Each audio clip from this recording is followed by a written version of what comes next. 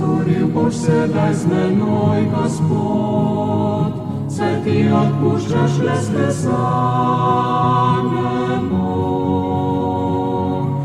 Da spoznam, kako slaboten sem, če se zanašam le na sebe.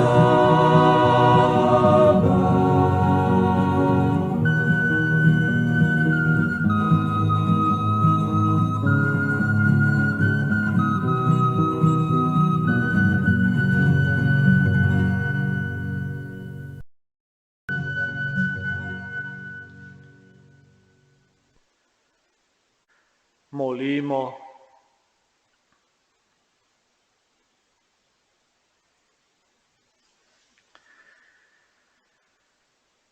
O Bog, za zdravje naših duš si ukazal telesno pokoro.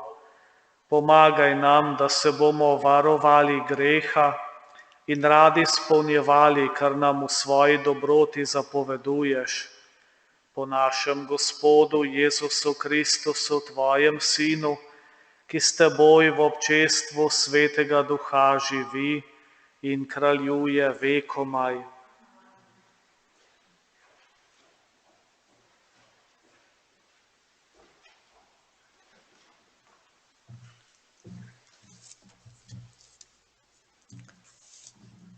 Berilo je iz knjige preroka Danijela. Prosim te, Gospod, veliki in čudoviti Bog, ki hraniš zavezo in naklonjenost tem, ki te ljubijo in izpolnjujejo tvoje zapovedi. Grešili smo in krivično ravnali, brezbožni smo bili, upirali smo se. Odstopili smo od tvojih zapovedi in pravic.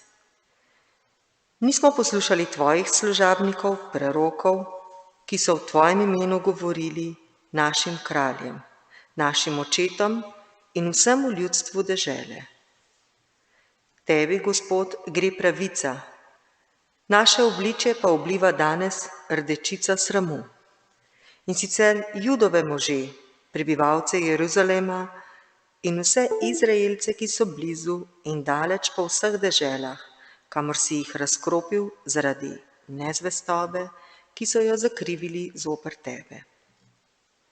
O Gospod, rdečica sramu mora oblivati obličja nam, našim kraljem, knezom in očetom, ki smo grešili zoper tebe. A pri Gospodu, našem Bogu, je usmiljenje in odpuščanje, dasi smo se mu uprli. Nismo poslušali glasu Gospoda, svojega Boga, da bi se ravnali po njegovih postavah, ki nam jih je dal po svojih služabnikih, prerokih. To je Božja beseda. Bogu hvala. Gospod, ne ravnaj z nami po naših grehih. Gospod, ne ravnaj z nami po naših grehih. O Bog, nikar se ne spominjaj zoper nas krivic naših prednikov. Hitro naj sreča tvoje usmiljenje, zakaj silno smo bedni. Gospod, ne ravnaj z nami po naših grehih. Pomagaj nam, Bog, naš rešitelj, v slavo svojega imena. Reši nas in odpusti nam grehe zaradi svojega imena. Gospod, ne ravnaj z nami po naših grehih.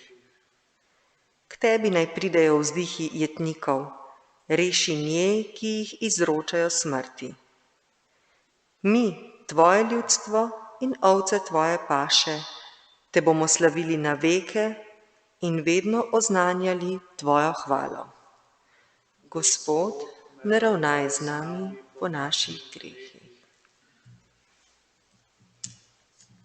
Aleluja. Jaz sem luč sveta, govori Gospod. Kdor hodi za menoj, bo imel luč življenja.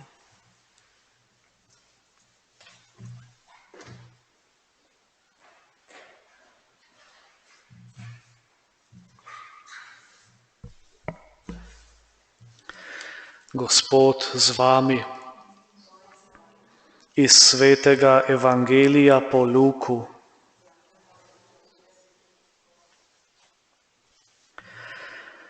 Tisti čas je rekel Jezus svojim učencem: bodite usmiljeni, kakor je tudi vaš Oče usmiljen. Ne sodite in ne boste sojeni, ne obsojajte in ne boste obsojeni, oproščajte in boste oproščeni, dajajte in se vam bo dalo, dobro, potlačeno, potreseno in zvrhano miro vam bodo dali v naročje. S kakršno miro namreč merite, s tako se vam bo odmerilo. Kristusov evangelij.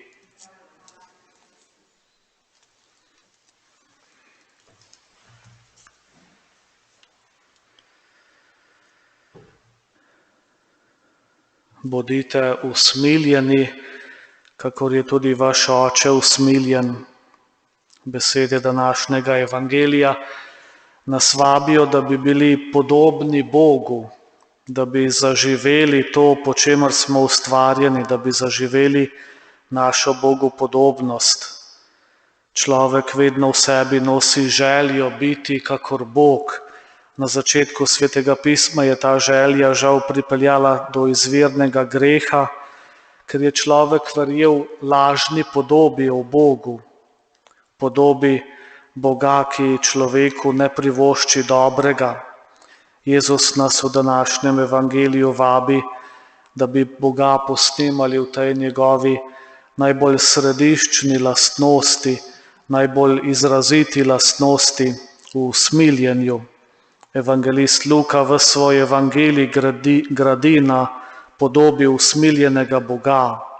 Usmiljenje je verjetno eden od tistih opisov, ki se najbolj približajo Bogu, ki je sicer za nas vedno ostaja skrivnosten.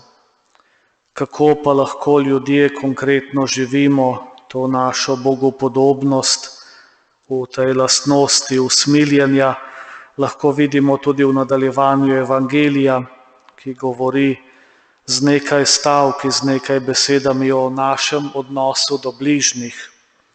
Ne sodite, ne obsojajte, oproščajte, dajajte. S kakršno miro merite, s takšno se vam bo odmerilo.